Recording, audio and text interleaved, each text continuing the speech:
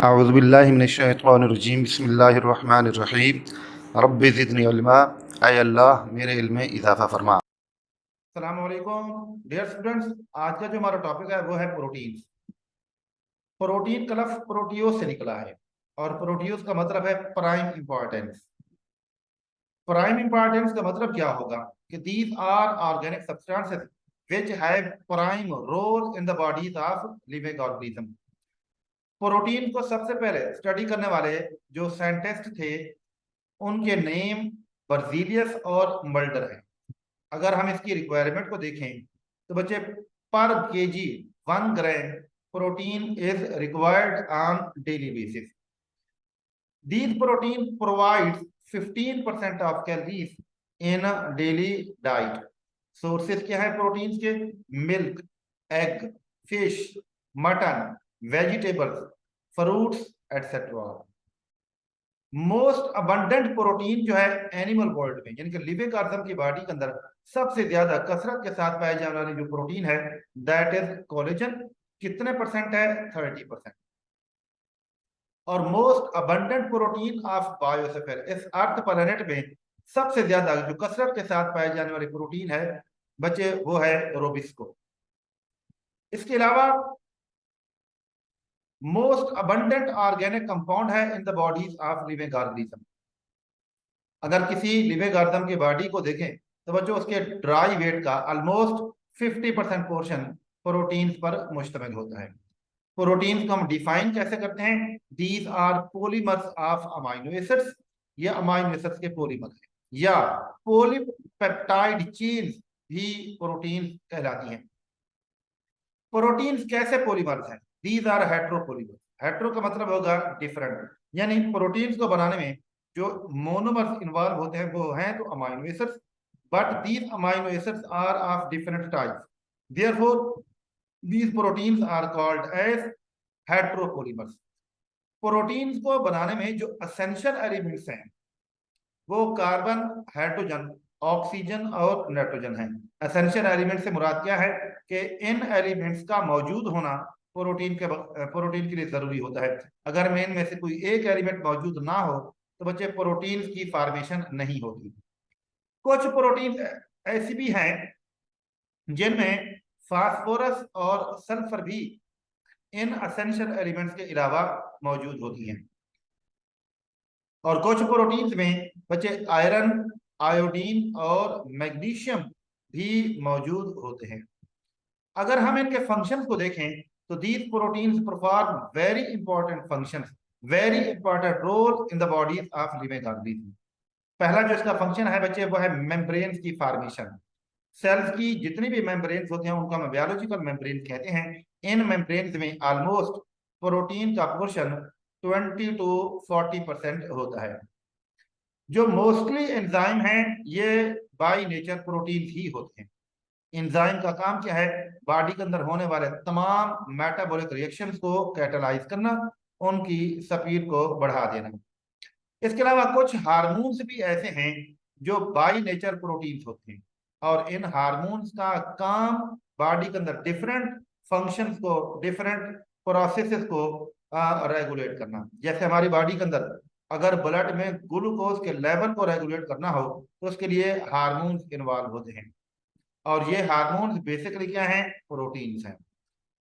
इसके अलावा बच्चे जो मूवमेंट्स होती हैं, एक ऑर्गन की मूवमेंट हो, एक ऑर्गेनिज्म की मूवमेंट हो या सेल्स के अंदर क्रोमोसोम्स की मूवमेंट हो, उसमें भी प्रोटीन्स इन्वॉल्व होती हैं। आप लोगों ने पढ़ा है कि सेल्स के अंदर जब क्रोमोसोम की मूवमेंट होती है तो इसके लिए कुछ स्पेसिफिक स्ट्रक्चर डेवलप होती है जिनको हम स्पिंडल्स का नाम देते हैं और इन स्पिंडल्स को बनाने में मेन रोल प्रोटीन्स का होता है। कौन सी प्रोटीन्स होती हैं? ट्यूबुलर प्रोटीन्स होती हैं। इसके अलावा जो मसल्स हैं इनमें कंट्रैक्शन और रिलैक्सेशन होती है और इनकी कंट्रैक्शन और रिलैक्सेशन भी कुछ प्रोटीन्स की वजह से होती है। जैसे आप लोगों ने मायोसिन का नाम पढ़ा होगा, ट्रोपोमायोसिन है, ट्रोपोनिन है, एक्टिन प्रोटीन है, ये सारी मसल्स की कंट्रैक्शन और रिलैक्सेशन में इन्वॉल्व होती हैं। इसके अलावा अगर बॉडी के अंदर टिश्यूज डैमेज हो जाए तो उनकी रिपेयरिंग होती है और इनकी रिपेयरिंग में भी रोल प्रोटीन्स का ही होता है। एक अहम तरीन प्रोटीन जो हमारी बॉडी के अंदर ब्लड में रेड ब्लड सेल्स के अंदर मौजूद होती है बच्चे, वो है हीमोग्लोबिन। हीमोग्लोबिन प्रोटीन का रोल भी बड़ा इंपॉर्टेंट है, that is involve in the transport of carbon dioxide as well as oxygen. Main role तो ऑक्सीजन को ट्रांसपोर्ट करने में है, और किसी हद तक यह कार्बन डाइऑक्साइड को ट्रांसपोर्ट में भी हेल्प करती है। इसके अलावा इन प्रोटीन्स में कुछ प्रोटीन्स हैं जो ब्लड के क्लॉटिंग फैक्टर्स के अंदर इन्वॉल्व होते हैं, ब्लड के क्लॉटिंग प्रोसेस के अंदर इन्वॉल्व होती हैं, जैसे आप लोगों ने फेब्रिनोजन प्रोटीन का नाम पढ़ा हुआ है। इसके अलावा बच्चे यही प्रोटीन जो हेरिडेटरी मटेरियल है उसको बनाने में भी इन्वॉल्व होती है, उसको फॉर्म करने के अंदर इन्वॉल्व होते हैं। जैसे क्रोमोसोम्स हैं, इन क्रोमोसोम के अंदर जहां डीएनए मौजूद होता है वहां पर हिस्टोन प्रोटीन भी इन्वॉल्व होती हैं। इसके अलावा लिविंग ऑर्गन की बॉडी की कुछ स्ट्रक्चर्स होती हैं जिनकी प्रोटेक्शन और फॉर्मेशन के अंदर भी प्रोटीन्स इन्वॉल्व होती हैं, जैसे स्किन है, नेल्स हैं, हेयर्स, क्विल्स, क्विल्स कहते हैं जो लार्ज फीदर्स होते हैं, बड़े बड़े पर होते हैं, उनको हम क्विल्स का नाम देते हैं। जो छोटे फीदर्स होते हैं उनको हम फीदर्स कहते हैं। हॉर्न, सींगों को कहते हैं बीक्स। जो मुख्तलिफ किस्म के बर्ड्स हैं उनकी चूंच को हम बीक्स का नाम देते हैं। all these are protected by special type of proteins which are called keratin। और यही केराटिन प्रोटीन्स इन स्ट्रक्चर्स को बनाने में भी और इनको प्रोटेक्ट करने में भी रोल प्ले करती हैं। इसके अलावा हमारी बॉडी के अंदर जो इम्यून सिस्टम है इसका काम है बॉडी को डिफेंड करना against any type of foreign particles, यानी कि बॉडी के अंदर कोई फॉरेन पार्टिकल्स या कोई एंटीजन एंटर होता है तो डेफिनेटली वो बॉडी को नुकसान पहुंचाता है। तो ऐसी सिचुएशन में हमारी बॉडी के अंदर एक इम्यून सिस्टम मौजूद होता है जिसका काम है डिफेंड करना। और उस इम्यून सिस्टम के अंदर जो व्हाइट ब्लड सेल्स होते हैं ये स्पेशल टाइप्स की प्रोटीन्स बनाते हैं जब एंटीजन बॉडी में दाखिल होते हैं, और उन प्रोटीन को हम एंटीबॉडीज का नाम देते हैं। ये वो प्रोटीन्स होती हैं जो हमारी बॉडी का दिफा करती हैं। इसके अलावा कुछ प्रोटीन ऐसे होते हैं जिनको हम स्टोरेज प्रोटीन का नाम देते हैं, जैसे ओवल ब्यूमन प्रोटीन होती है, ये एग का जो व्हाइट एरिया वहां पर मौजूद होती है और इसका मेन काम अमाइनो एसिड को स्टोर करना है। इसके अलावा सीजीन प्रोटीन है और ये प्रोटीन बच्चे भी अमाइनो एसिड को स्टोर करती है, ये मिल्क के अंदर पाई जाती है। इसके अलावा मुख्तलिफ प्रोटीन जो है ना बॉडी के अंदर सपोर्ट भी प्रोवाइड करते हैं, जैसे इलास्टिन है या कोलेजन प्रोटीन्स है।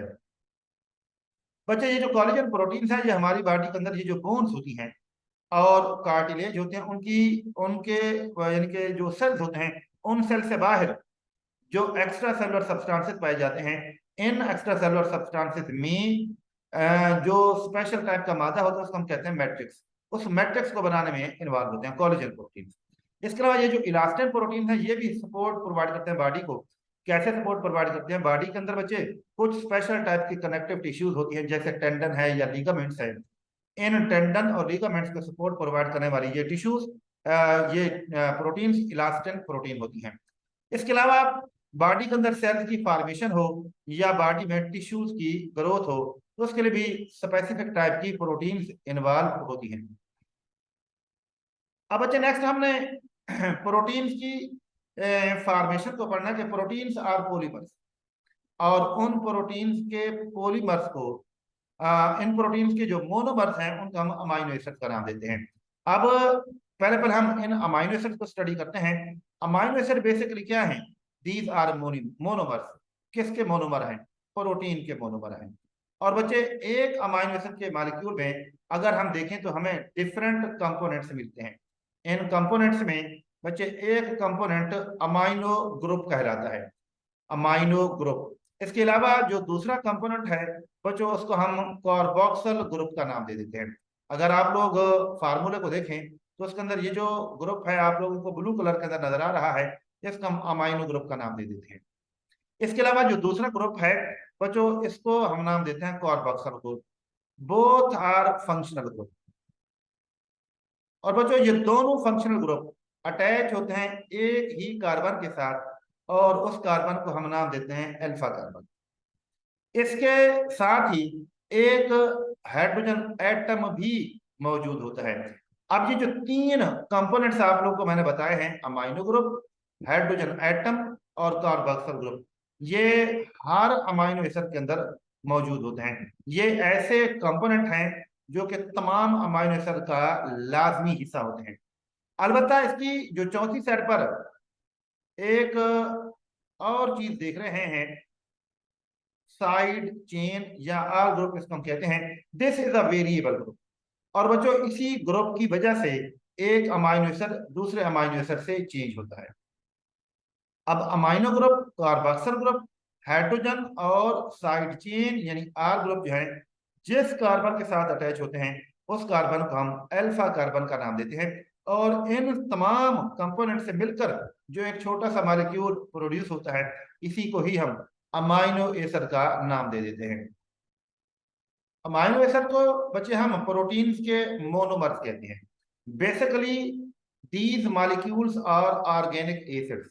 ऑर्गेनिक मॉलिक्यूल होते हैं और साथ ही चूंकि इसके अंदर कार्बोक्सिल ग्रुप मौजूद होता है, इसी वजह से ये ऑर्गेनिक एसिड्स कहलाते हैं।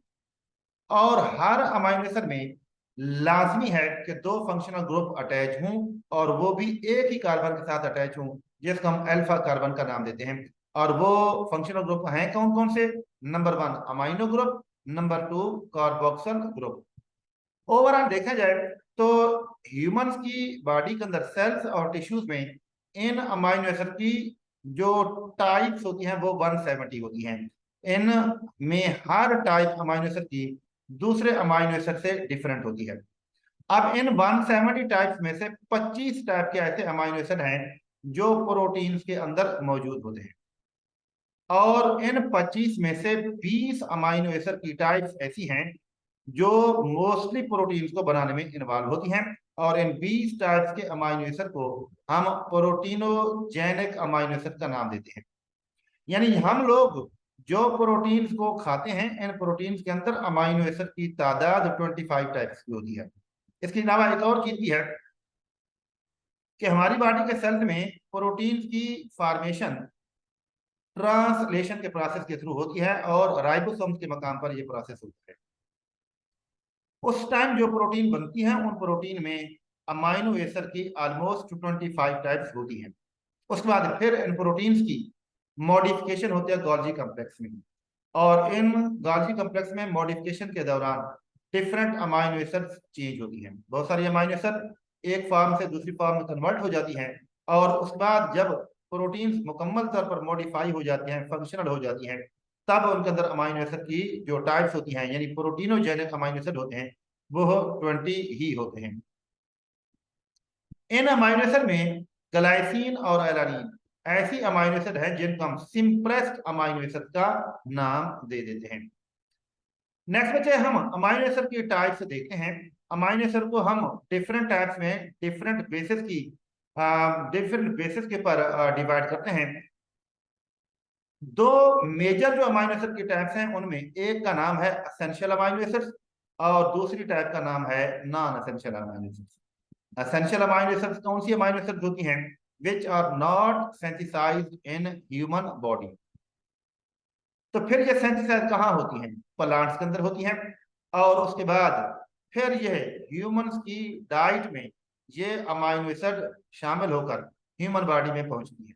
तो these amino acid must be present in human diet, क्योंकि ये वो अमाइनो एसिड होते हैं जो लाजमी होते हैं बॉडी के लिए और बॉडी के अंदर ये प्रोड्यूस होती नहीं है।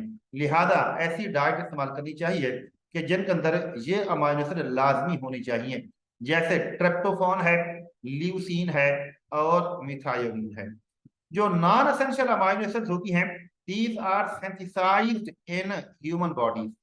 लिहाजा ये जरूरी नहीं है कि हम लोग इनको डाइट में लेंगे तो तब इन अमाइनो एसिड से प्रोटीन बनेगी। नहीं, ये हमारी बॉडी के अंदर बनती हैं। और इनमें जो एग्जांपल है बच्चे उनमें एलानिन, सिस्टीन, ग्लाइसिन और ग्लूटामिक एसिड शामिल होती हैं। इसके अलावा इनकी जो क्लासिफिकेशन है एक और बेस के ऊपर भी की जाती है, वो है नेचर कि कुछ amino acid protein in nature होती हैं। अब उसकी एग्जांपल में ग्लाइसिन है, वेलाइन है और एलानिन है। उसके बाद नेक्स्ट जो दूसरी टाइप है बच्चे बाय नेचर, वो है non protein amino acids. In non protein amino acid में ऑर्निथाइन और सिट्रोलिन आ जाती है।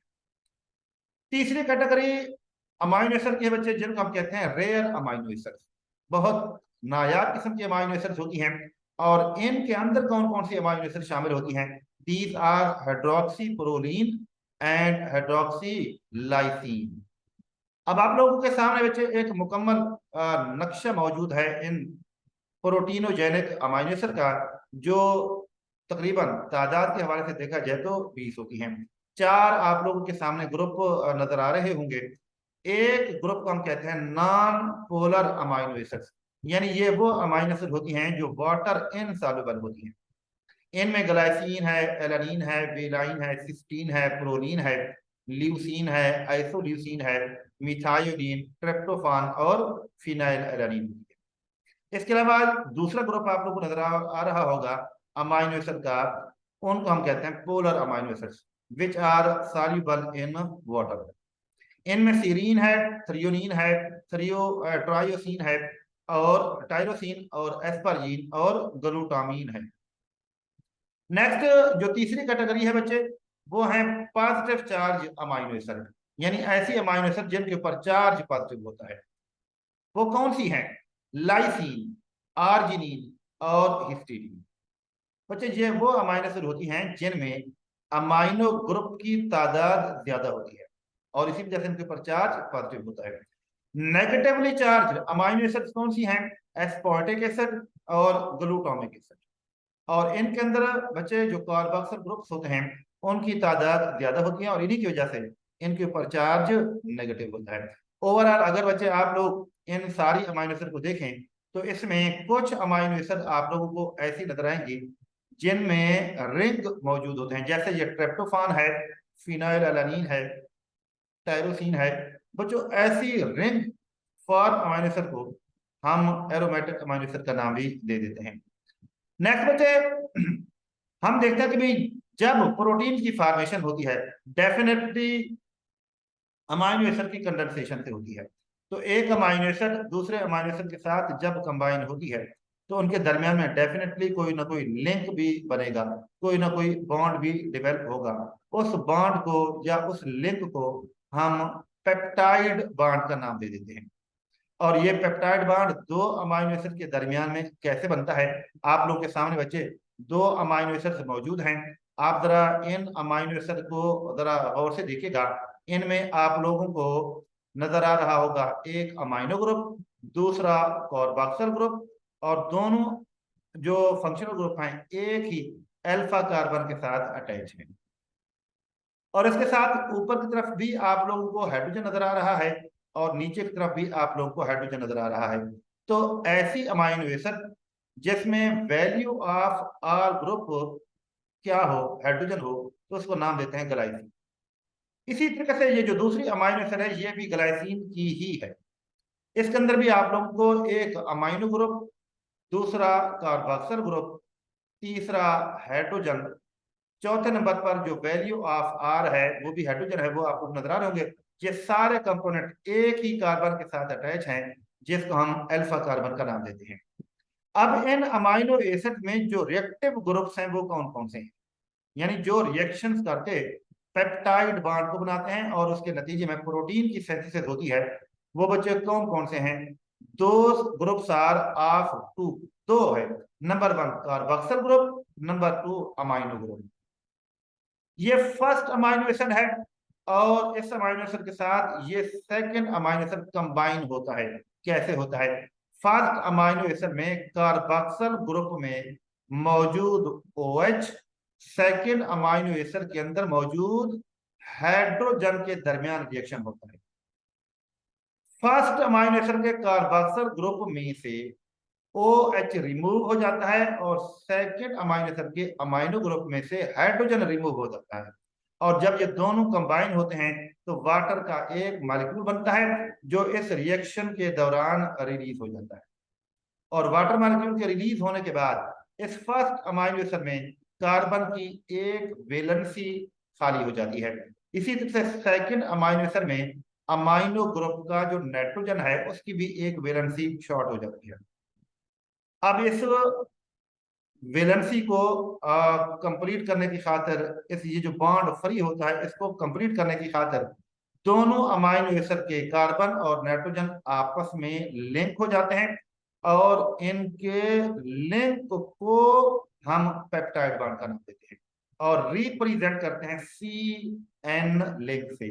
यानी C क्या है, ये फर्स्ट अमाइनो एसिड के कार्बोक्सिल ग्रुप का C है, और N क्या है, ये सेकंड अमाइनो एसिड के अमाइनो ग्रुप का ये नाइट्रोजन है। इनके दरमियान में जो बॉन्ड डिवेलप होगा उसी को ही हम पेप्टाइड बॉन्ड का नाम दे देते हैं। वैसे अगर आप देखें तो ये NC बॉन्ड एक अमाइनो एसिड के दरमियान में भी मौजूद होता है। जैसे यहाँ पर आप लोगों को कार्बन और नाइट्रोजन के दरमियान बॉन्ड नजर आएगा, इसी तरह से यहाँ पर भी आप लोगों को कार्बन और नाइट्रोजन के दरमियान बॉन्ड नजर आएगा। तो बच्चों ये जो बॉन्ड है इसको हम पेप्टाइड बॉन्ड का नाम नहीं देते। पेप्टाइड बॉन्ड हमेशा दो अमाइनो एसिड के दरमियान में बनता है, not with in one amino acid. और जो दो अमाइनो एसिड के दरमियान ये बॉन्ड बनेगा वो कौन कौन से एटम्स होंगे, एक अमाइनो एसिड का नाइट्रोजन और दूसरे अमाइनो एसिड का कार्बन। और एक रिएक्शन या एक सेटअप जब कंप्लीट हो जाता है दो अमाइनो एसिड के कंडेंस होने के बाद, तो जो रिजल्टेंट कंपाउंड बनता है उसको बच्चों हम नाम देते हैं डाई पेप्टाइड। डाई पेप्टाइड, हम कहेंगे कि इस रिएक्शन के दौरान डाई पेप्टाइड भी बना और साथ ही एक वाटर मॉलिक्यूल रिलीज भी हुआ। अच्छा, उसके बाद बच्चे जब हम इस डाई पेप्टाइड को देखेंगे तो अगेन इसके हमें दो एंड नजर आएंगे।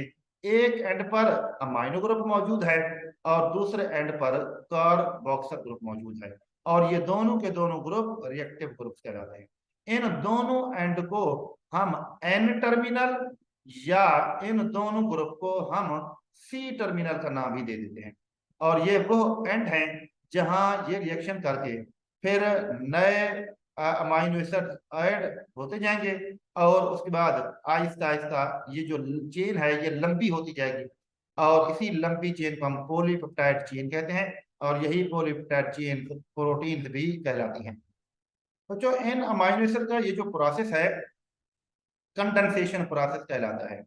और ये प्रोसेस कहाँ पर होता है, सेल्स के अंदर राइबोसोम्स के मकाम पर होता है।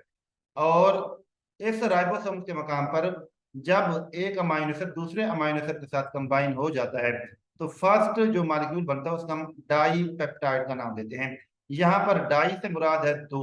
अब दो से क्या मुराद है, दो पेप्टाइड बॉन्ड के लिए नहीं है। पेप्टाइड बॉन्ड एक डाई पेप्टाइड बॉन्ड में एक ही होता है, यानी कि डाई पेप्टाइड मॉलिक्यूल में पेप्टाइड बॉन्ड एक होता है। डाई का लफ्ज अमाइनो एसिड की तादाद को शो करने के लिए इस्तेमाल किया जाता है। जब किसी डाई पेप्टाइड में कोई तीसरा अमाइनो एसिड अटैच होगा, बेशक वो N टर्मिनल से हो या फिर C टर्मिनल से हो, तो बनने वाला मॉलिक्यूल ट्राई पेप्टाइड कहेगा। मतलब ये होगा कि ट्राई पेप्टाइड में बॉन्ड्स की तादाद, पेप्टाइड बॉन्ड की तादाद दो होगी और अमाइनो एसिड की तादाद तीन होगी। और ऐसे ही अगर चौथा अटैच होगा, फिर पांचवा अटैच होगा, फिर छठा अटैच होगा, तो जैसे जैसे ये अटैच होते जाएंगे तो जो लंबी चेन बनेगी उसी लंबी चेन को बच्चे हम पॉलीपेप्टाइड चेन का नाम देते हैं। और इस पॉलीपेप्टाइड चेन की जो फॉर्मेशन वाला प्रोसीजर है इसको हम ट्रांसलेशन का नाम दे देते हैं।